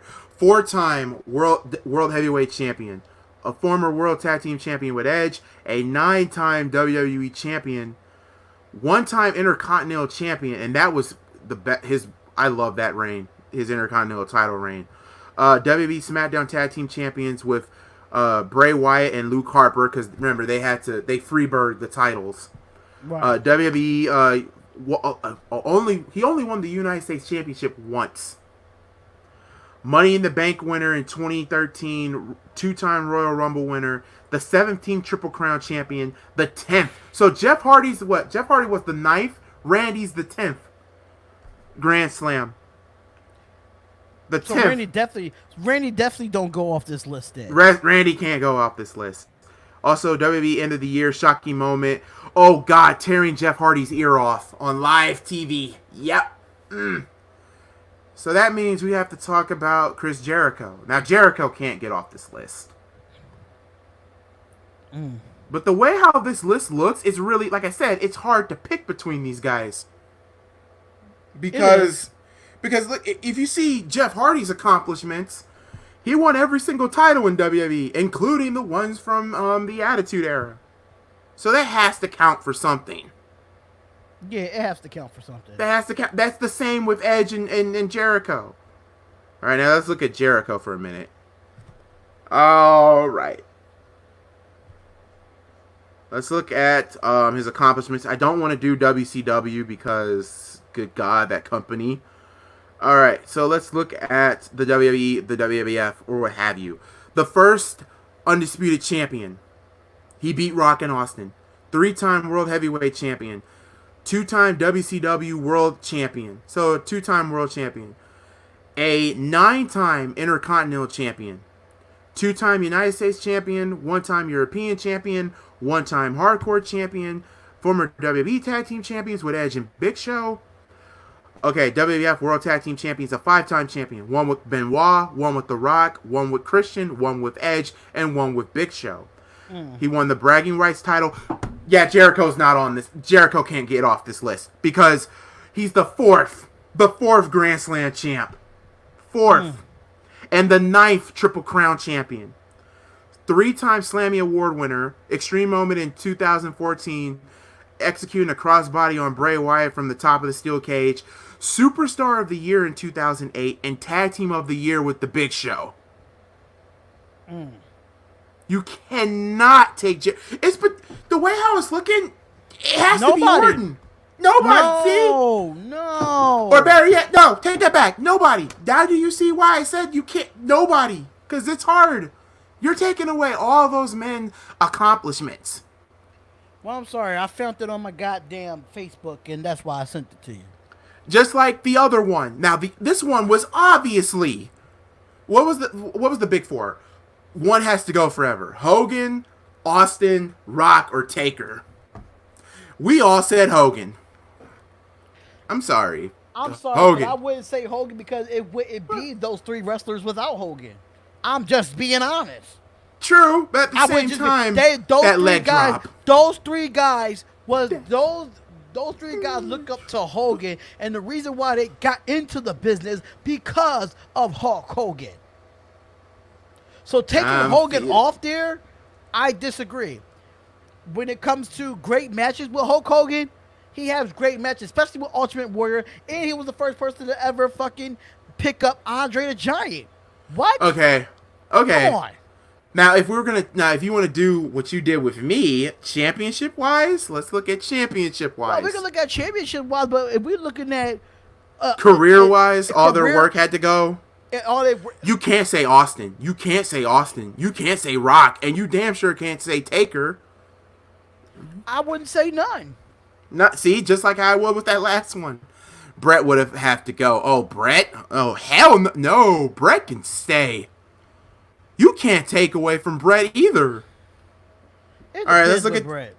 Let's look at championship. Oh my! Wait a minute. It really depends on Brett. It really depends. Wait a minute. Oh yeah. Well, if you remember, Hulk Hogan was also in New Japan Pro Wrestling. If you guys everybody remember that. Yeah, I remember that.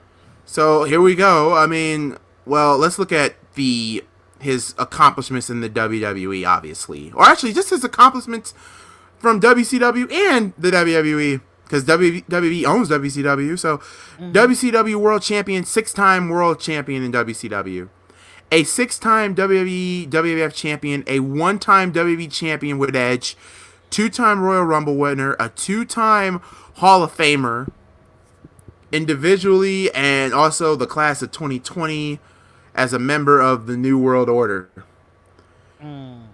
So here we go. Oh my God. Strongest wrestler in 1983. Best Brock Office Draw in 1997. Best gimmick in 96. Obviously, the New World Order. Yep. But think about it, Hogan revolutionized the game going to the New World. Yes. Because he was a heel. Yeah. Like heel. Like he was the man. Now let's look at The Rock. The Rock. Shoot, The Rock. Smell it. If you smell what The Rock's cooking, do you smell what The Rock is cooking? Does anybody remember that Method Man rap that he made for The Rock? Do you smell what The Rock is cooking? No, I don't know what you're talking about. Yeah, Method Man made a rap about The Rock. Oh, that's how hot. You need to listen to it. The beat's cold, but the lyrics are just...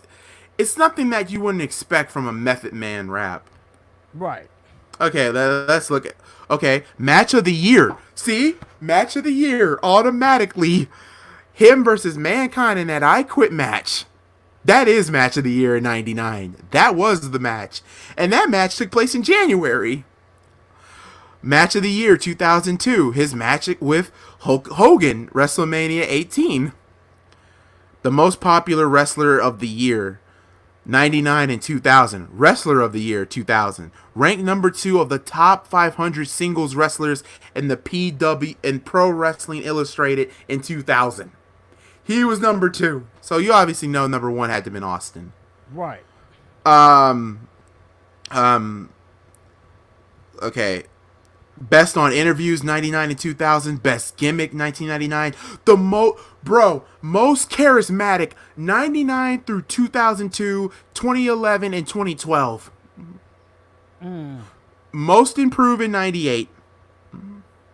Now here's WWE and his accomplishments. 2-time WCW champion, a 8-time WWE champion, a 2-time Intercontinental champion, a 5-time WWF Tag Team champion, 3 with Mankind, 1 with The Undertaker. I don't remember him winning a belt with Taker, but that's just me. Who? The Rock. I don't remember Rock and Taker as a tag team. It probably was some type of stipulation where they ended up winning the title and they had like a little feud going on and they had to like lose the belts. Yeah, lose the belt. One of those situations. Yeah. And then obviously one with Chris Jericho, a Royal Rumble winner in 2000. He's the 6th Triple Crown champion. The winner of the Deadly Games tournament in 98. He's a 9-time Slammy Award winner. Here's one. Best Actor 2014. Game Changer of the Year 2011 with John Cena. Guess Who's Back or Return of the Year 2011. The LOL Moment of the Year 2012 and 2013. Insulting John Cena in his own hometown of Boston. Bro. Match of the Year with him and John. Really? That's a match of the year?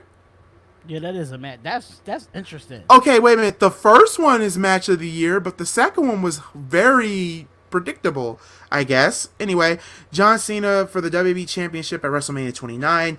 He won for New Sensation in 1997. Tell Me You Didn't Say That, Insult of the Year, insulting Rusev and Lana. And this is awesome. The moment with Ronda Rousey. Yeah, you can't take The Rock off. All right, now Stone Cold Steve Austin. Yeah, Stone Cold Steve Austin. The Texas Rattle. I can't believe Austin is 55, but he doesn't look 55. Who, Stone Cold? Yes, he looks like he's 40. All right. Feud of the year, 98 and 99 with Vince McMahon. Oh yeah, that is a feud of the year. Match of the year.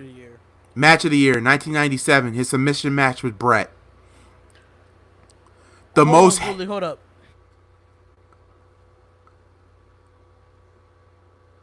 All right, well, D's going on real quick. Let me tell you guys in the chat. This is not WWE. This is Pro Wrestling Illustrated. So, he was the most hated wrestler in 2001. Austin, the most hated wrestler. The most popular wrestler of the year, 1998. Rookie of the year, 1990. Wrestler of the year, 98, 99, and 2001. Number one wrestler out of 500 wrestlers on PWI 500 list in 98 and 99. He was ranked 19 in 2003. He was ranked number 50 with the tag teams when he tag teamed with Brian Pillman. And also he's a Stan Weston Award in 2019. WCW, two-time WCW World Television Champion, two-time United States Champion, one-time WCW Champion with Brian Pillman, and NWA Tag Team Champion with Brian Pillman. The WWE, six-time WWF Champion, two-time WWF Intercontinental Champion, the $1 Million Championship, a four-time Tag Team Champion, one with Shawn Michaels, Dude Love, Triple H, and The Undertaker. King of the Ring, 1996. Won 3 Royal Rumbles, 97, 98, and 2001.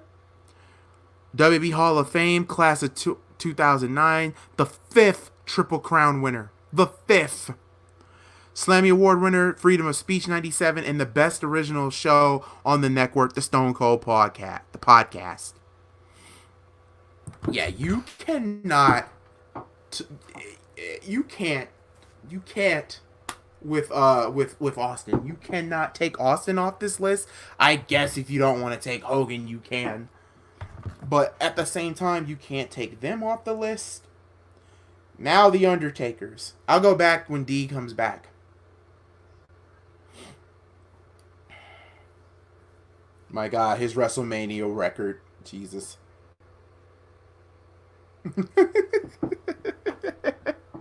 Okay, here's the Undertakers.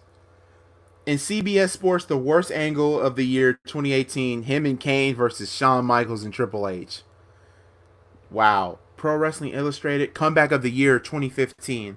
Feud of the year, The Ultimate Warrior. Feud of the year 2015, Brock Lesnar. Match of the year, Undertaker and Mankind, Hell in a Cell. Match of the year 2009, him and Shawn Michaels. Match of the year again, 2010, with Shawn Michaels. Match of the year with 2012 with Triple H in the Hell in the Cell match. Number 2, the number 2 wrestler in PWI's 500 in 2002, number 21 in 2003. WCW, or actually not WCW, WWF, one-time WCW champion with Kane, 3-time World Heavyweight Champion, a 4-time WWE Champion, a 1-time Hardcore Champion, 6-time WWF Tag Team Champion, 1 with Austin, 2 with The Big Show, 1 with The Rock, and 2 with Kane, a Royal Rumble winner, a Tri-Quad Trophy in 2020. I think you mean the one when he screwed AJ. Well, that one. He's won 12 Slammy Awards. Get this one. Best Interest Music, 1997. Best Tattoo, 1997. Match of the Year, 2009, 2010, 2012, 2015. Match of the Year, Moment of the Year with Shawn Michaels. The Most Intimidating, 1994. The Oh My God moment, Triple H kicking out of his kicking out of Triple H's Tombstone Piledriver. Robbery of the Year, Brock Lesnar. Star of the highest magnitude, 1997, and WWF's greatest hits, sucking Diesel into the abyss at In Your House, Rage in the Cage. The Wrestling Observer Newsletter. Best Gimmick, 1990 through 1994. Best Heel in 91. Feud of the Year, Batista. Match of the Year with Shawn Michaels, 2009. Match of the Year with 2010 with Shawn Michaels. The most worked match, the worst worked match of the year in 2001 with Kane and Chronic. Yeah, that match sucked. Worst match of the year, the one in Crown Jewel. Oh my god, that match sucked. The most overrated, 2001. Reader's least favorite wrestler in 2001. Worst feud of the year with Giant Gonzalez. The most disturbing practical theatrics. The angle on the day of the... Oh, yeah, that. And Newsletter Hall of Fame. Yeah, you can't... No, yeah. Nobody is off this list. You can't take Taker off this list. You can't take nobody off this list. Like, The Undertaker is a legend. The Rock is a legend. Stone Cold Steve Austin is a legend. Hulk Hogan, even though I really hate Hogan, he's also a legend. You cannot take away. That's why I hate when people say, oh, one has to go. Does anybody want me to read John Cena's list of accomplishments? Like, seriously.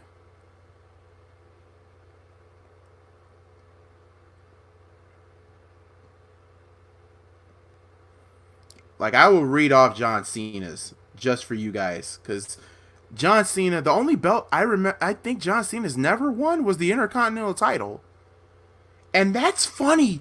That's so funny. Just like The Undertaker. The Intercontinental title. And that's funny. That's so funny. Yeah, this is just like The Undertaker. Isn't that funny? Taker, Hogan,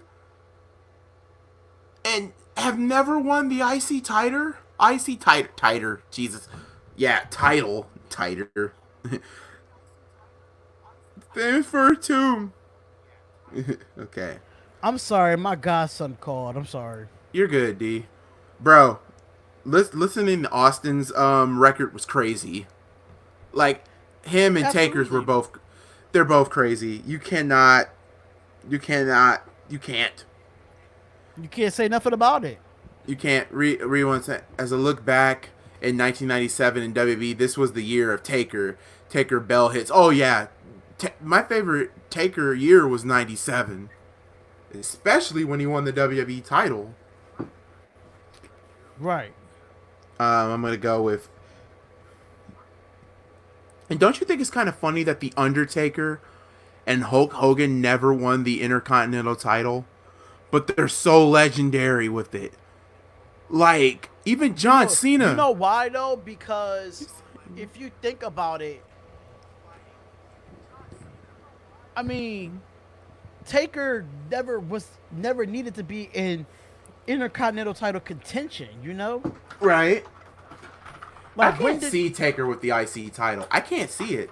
I can see him with the white one. Oh, but not the Attitude Era looking one? I can't see him with I can see him with the white IC title. That's the True. classic one. Now the one that was part of Ruthless Aggression or whatever, nah. All right, well, here I got John Cena's because I asked them if they want to hear Cena's. So here's Cena's to Pro Wrestling Illustrated. Feud of the Year with Edge. Feud of the Year with CM Punk 2011. Match of the Year with Shawn Michaels on Raw. Match of the Year versus CM Punk at Money in the Bank. Yep, at Money in the Bank 2011. Match of the Year with Daniel Bryan in 2013. Match of the Year with Bray Wyatt in the Last Man Standing match at Payback. Match of the Year with AJ Styles versus at SummerSlam. The Most Improved Wrestler of the Year in 2003. The Most Popular Wrestler in a Decade. And I've said this on Facebook, and D, you probably saw it. Right. From the most popular from 2000 all the way to 2009.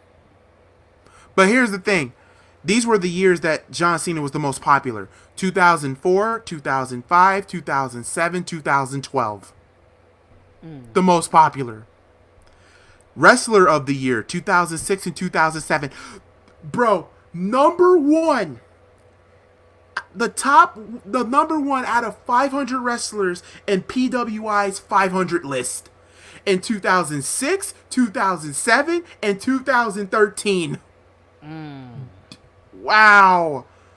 Oh, Sports Illustrated. Muhammad Ali Legacy Award. Who? For John Cena? Yeah, John Cena.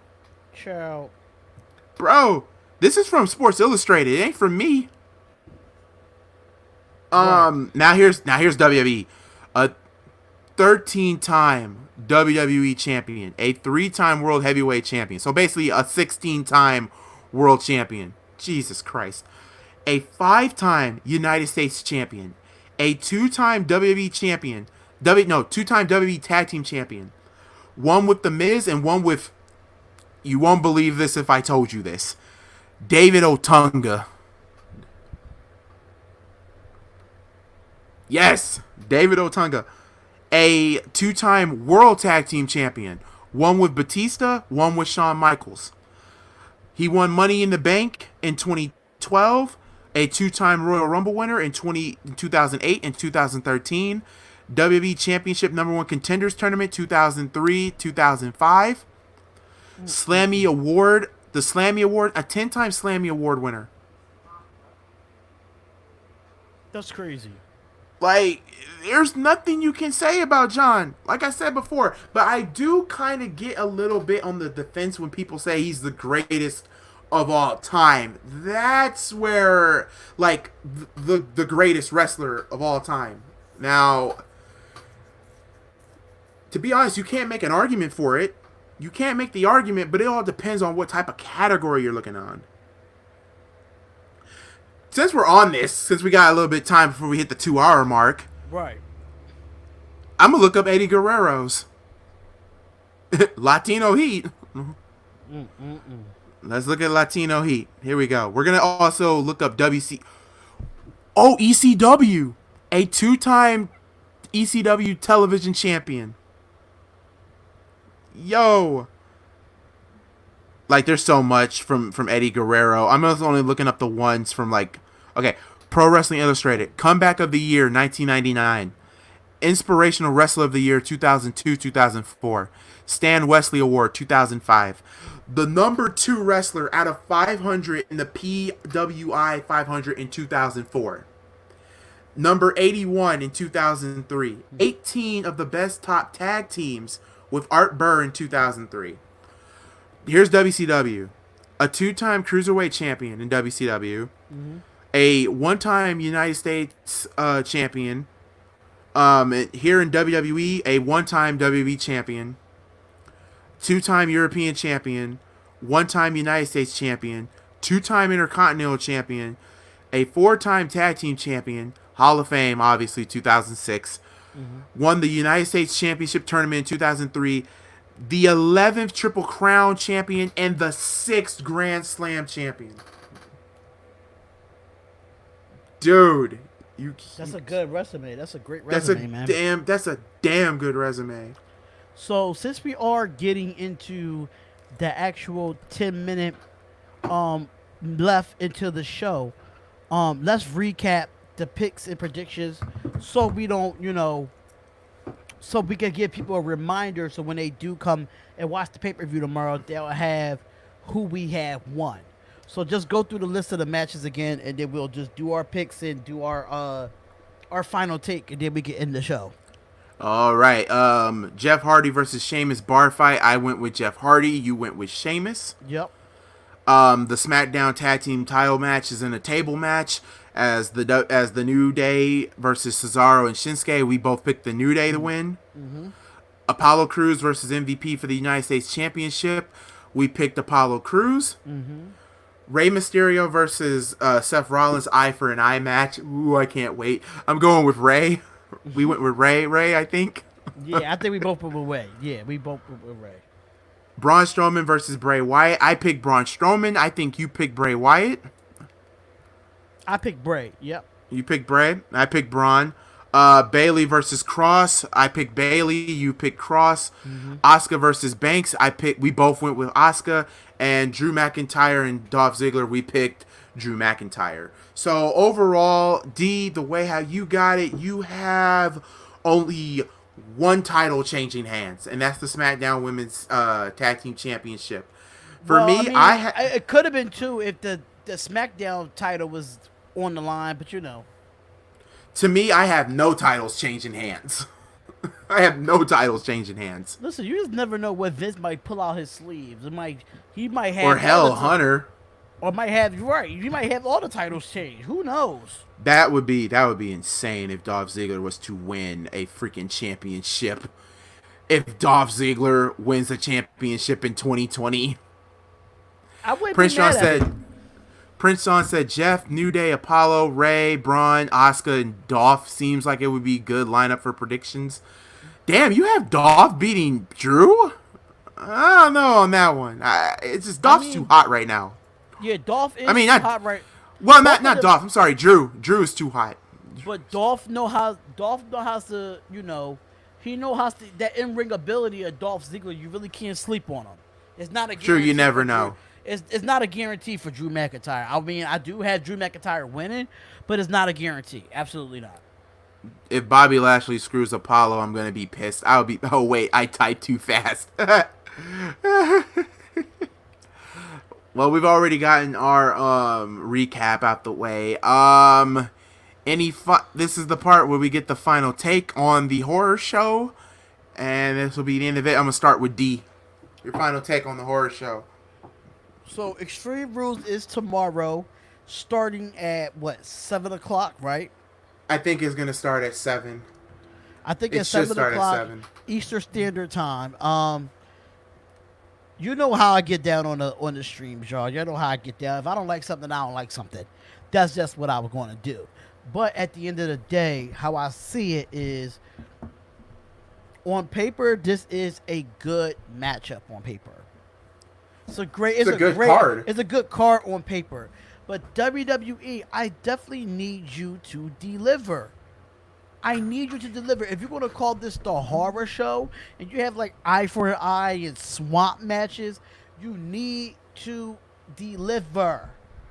Give us something that is going to shock the damn wrestling world. It got to be something of that nature. Because mind you, ain't SummerSlam next month? Yes, it's next month. You have to do something in this pay-per-view to bring the hype to SummerSlam.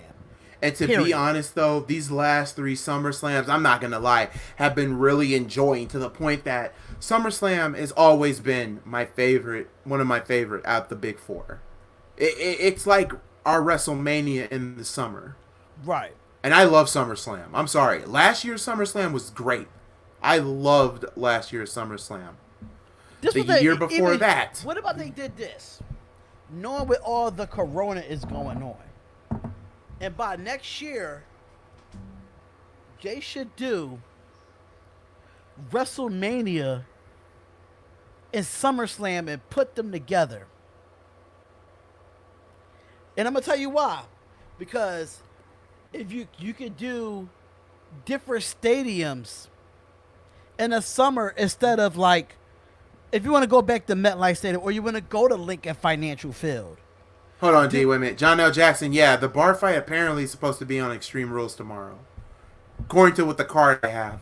So if you do a WrestleMania summer or a Wrestle SummerSlam or so, how they put it, those other stadiums like Lincoln Financial Field, MetLife Stadium, those arenas on the East Coast, because probably next year we probably will have some normalcy back, but I think it'd be a good idea to give it a SummerSlam style WrestleMania in the summer. True, but also there's one thing that I'm also kind of shocked about. SummerSlam, when it happens next month, SummerSlam will not be a 2-night pay-per-view. That's the thing that shocked me. Wow. So SummerSlam is going to be one and done. That's kind of a shock. They must be Diego starting Torres early, says, like 5 p.m. Yeah, it gotta be, because SummerSlam's always been long. Like, we're talking about like 5. Like it's your. Everybody knows the big four. Every mega company, well, wrestling company has a big four. Like Combat Zone Wrestling, their big four is Tournament of Death, Best of the Best, Tangled Web, and Cage of Death. Right. WCW's. What was WCW's? Starcade. World War III. I think so. I want to say Spring Stampede. The Great American Bash. Like, stuff like that. WWE, obviously, everybody knows our big four. SummerSlam, Survivor Series, the Royal Rumble, and WrestleMania. Right. Those are the big four. And out of all the big four, if you were to like grade them, like to put them on a list, well, obviously number 1 would be Mania. Number 2, SummerSlam. Number 3, the Rumble. Number 4, Survivor Series. Yeah, you could rank that as well. But let's get your final take on the picks and predictions and what to expect from Extreme Rules, the horror show tomorrow. Well, like I said, guys, 8 out of 10. An 8 out of a 10 is my high expectations for this show. That is very high expectations for the show. Absolutely. Very, very high. And a lot of you guys have low-key literally just said straight up, why is this so high? It shouldn't be high. It shouldn't be high for me. I'm sorry. It's high. It is a high type of show for me. And I love the Extreme Rules. I love the madness. I am a person that loves madness. So WWE, I am begging you. This is a top 5. This is a top 8 right now. 8. That's my that's how I'm feeling. Adrian Morales says, "Do you think Bromwell should lose the title?" The title's not on the line tomorrow. The title's not on the line. That's the funny thing. So, hey, just to let you know, Michael, I just sent you a message on Facebook. So, look at your other folder on there because I just sent you a message on Facebook, and I'm gonna add you as a friend as well. So yeah, my final thoughts, guys, is that I just hope and pray that WB delivers, and I'm actually putting my trust and my faith in them. I believe the show will be good, but like D says, if for you to call it the horror show, I want to be horrified. Mm-hmm. I want to be horrified. I mean, I'll sing the Brat for a minute. Horror, horror, horror, horrified. I'm sorry. Horrified. I'm sorry. I want my soul to literally try to escape my body for this show. But if not, you thought D's ranting would be bad? If this gets to, like, here's the thing. I really hope and pray that it's a good show. That's all I got. So with that being said, it's been a long time since we've had, since we've done this. Like, it's been a long time. But I want to thank all of y'all for joining me and my guest, D, from the Spotlight, Football, Sports. No. I do it because you and Kid Builder always gets it wrong. No, because we're Sports Network. Wait a minute. Hold on. Wait. Because what's up, Shark Zone? Wait a minute. How much they have buried him? What do you mean buried? One more question. What's your take on Ricochet? Vince gave up on him, and it sucks. That's why, to me, Ricochet should have been on 205 Live instead of the main roster. That's just me.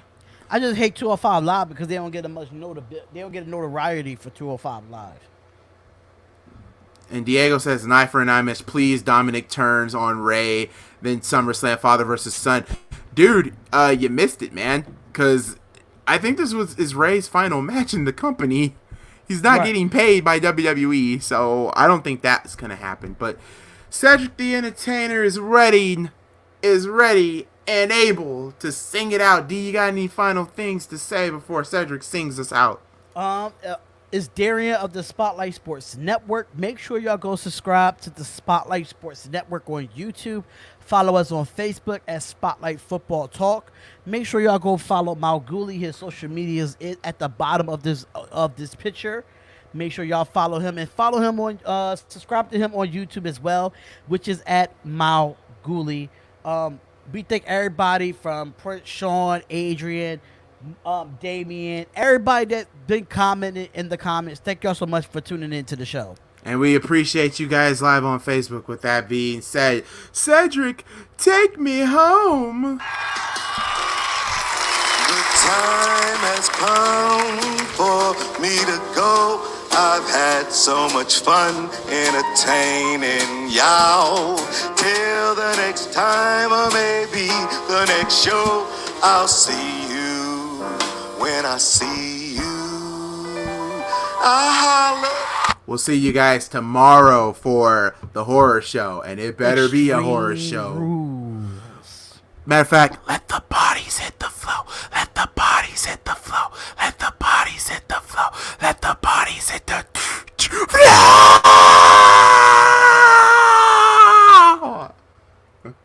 One.